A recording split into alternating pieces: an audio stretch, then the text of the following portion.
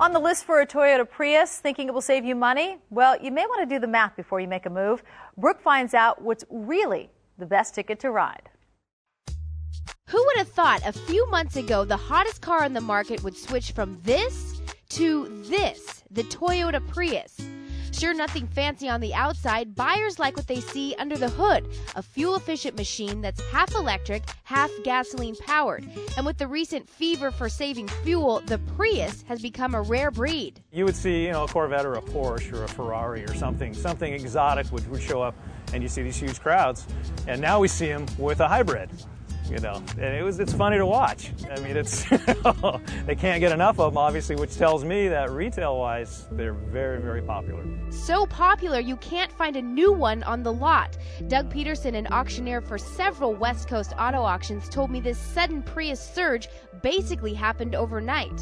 It hasn't been that long. I think it's been probably 3 or 4 months that we saw the change. And I think the psychological barrier was about $4 a gallon.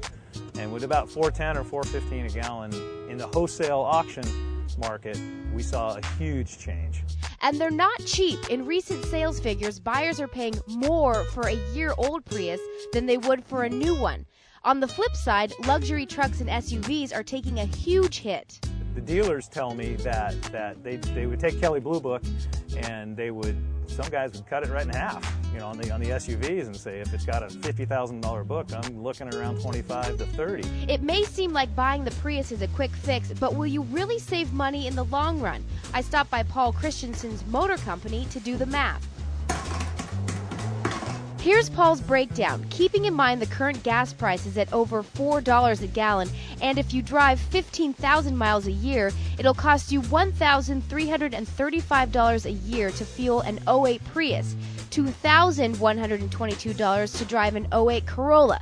But here's the difference. You'll pay $17,000 to buy the Corolla versus $30,000 to buy the Prius. It would take you 16 and a half years to make up the difference. 16 and a half years, that's a long time. Mm-hmm. And like you said, are you really going to keep the car for that long? No, nobody does that. And that's not including the hit you would take if you sell or trade in your SUV. Once they take a beating, let's say they bought this Tahoe and they made an exceptional buy on it, maybe bought it for $40, and let's say their trade-in is $20. That's a big loss. Mm-hmm. And I don't think they could ever make up that loss in fuel savings by going to a Prius.